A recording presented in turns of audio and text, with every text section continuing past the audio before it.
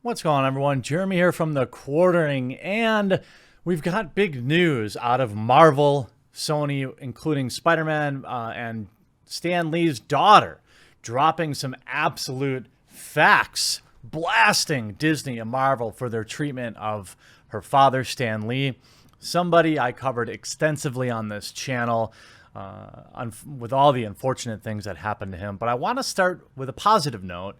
And from what I can tell on YouTube, this is my 1000th video. That's pretty insane. I couldn't have stayed as committed if it weren't for all of you. And even with everything going on this week, we're working to try and get my channel out of the sandbox, and I think it's working. So if you keep liking the videos and leaving your comments, like I know I always ask, but a little bit more than usual, and sharing about on social media, I want to see how that affects things. It seemed like yesterday it had a very positive effect. I actually got a notification on my cell phone for the channel, and I think it's because all of you are helping me with this. So please keep that up, and a huge thank you to all of you here on YouTube. Lots and lots of growing to do in 2019 still. I'm working on converting these to audio so I can upload them to various podcast sites. That should be live by the end of the day, because some of you have asked for that. I've got big plans for exclusivelygames.com, this website. We're upping our coverage and continuing to improve that. And I don't know, what do you say? I mean, 1,000 videos, I guess. I mean, it's just, I never really keep count. I don't really keep count of that. I don't really keep count of subscribers. I just kind of keep count of all of you, and I'm thankful for all of you for always watching and interacting with my videos. So seriously, from the bottom of my heart, thank you.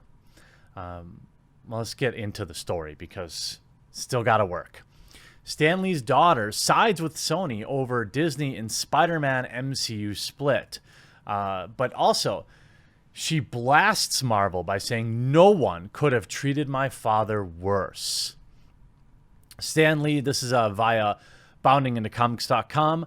Stan Lee's daughter, Joan Celia, also known as JC, ripped Marvel and Disney executives while siding with Sony in the dispute over Spider-Man being in the MCU. JC spoke to TMZ about Spider-Man existing in the MCU after negotiations between Sony and Disney fell apart. She stated, "Marvel and Disney seeking total control of my father's creations must be checked and balanced by others who, while still seeking to profit, have genuine respect for Stan Lee and his legacy." She continues, "Whether it was Sony or someone else, the continued evolution of Stan's characters and his legacy deserves multiple points of view. And this is probably the most heartbreaking part of it, to be honest with you. When my father passed, no one from Marvel or Disney reached out to me. From day one, they have commoditized my father's work and never shown him or his legacy any respect or decency." She included some fiery words to end with, but I'm going to get to those in a second. For those of you that have followed the channel, you know that the last 2 years of Stan Lee's life were regrettable. The man embodied what you would want out of anybody in terms of interacting with their fans. This man, no matter if he had the flu, or if he could barely walk, he could barely hear, he could barely see, that dude was out there grinding it in the convention circuit. Then we saw a lot of bizarre behavior from him, and it turns out that his agent had basically, Kaya Morgan, had basically taken over for him and started making him post, creepy Instagram or Twitter videos saying he's in control and all sorts of just... It played out in the world stage, and it was one of the most frustrating things to watch, because everybody who said they were friends with Stan Lee, I didn't see anybody helping him. Even Kevin Smith, for example, who has interacted with me on Twitter before, didn't comment on any of it. There was all sorts of information coming out about JC being ungrateful, and she had some hangers on that were eyeing up Stan Lee's money. And then when Stan Lee lost his wife, I think then they started to circle. And it was one of the most frustrating things to watch because, you know, of all the Hollywood people out there, of all these actors that play anybody in these Marvel films, I don't really see any of them genuinely caring for their fans. Now, I'm sure there's some. I'm sure there is. But it's hard to imagine Robert Downey Jr. going out of his way to stay the extra hour to sign autographs for someone who's an Iron Man fan. Or, you know, it's just, you know, Mark Ruffalo going out of his way to sign more autographs. Maybe they do. Maybe they do, genuinely. But what we did know was Stan Lee absolutely did.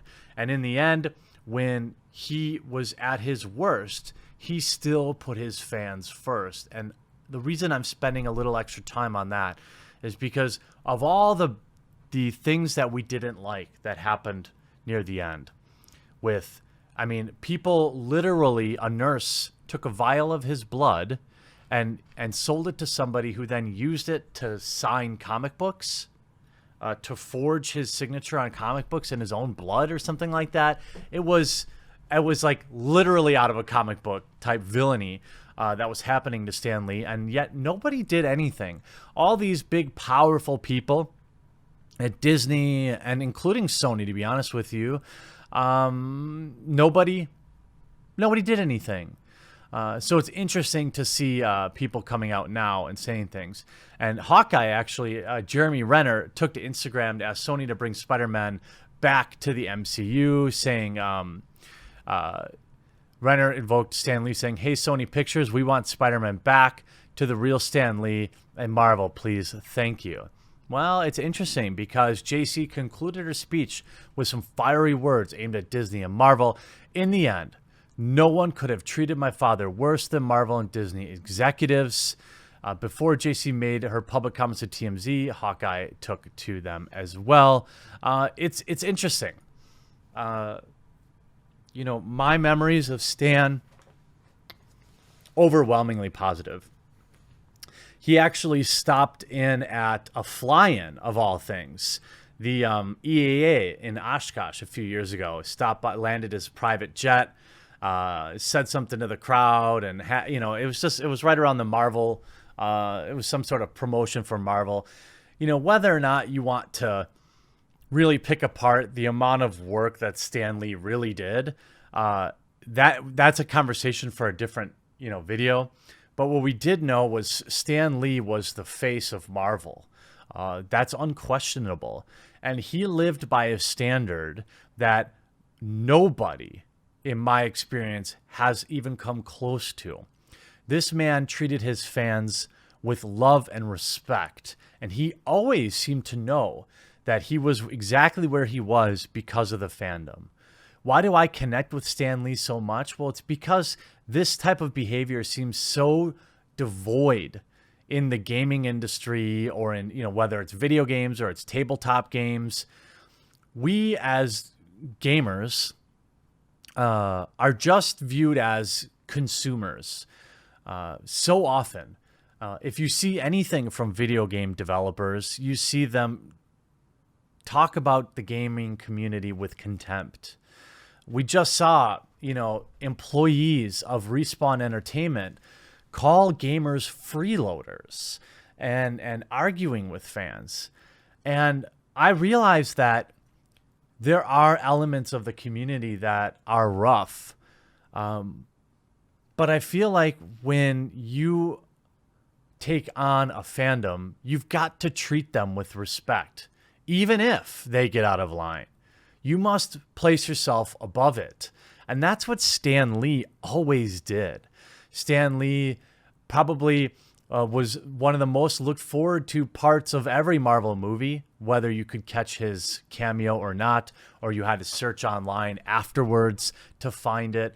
Stan Lee is the Marvel Cinematic Universe. And I'm not sure he would have a strong perspective on Spider-Man and where he's going, whether it's Sony or Marvel. But I know that he would absolutely put the fans first. And that's exactly what I loved about the guy. The late Stan Lee, who co-created Spider-Man, would have been happy over the news that Sony pumped the brakes on giving Disney control over his character. So says his daughter. Sony's move to limit control over Spider-Man and potentially remove the superhero entirely from Disney's MCU is one that was necessary and something Stan would have appreciated, so says his daughter.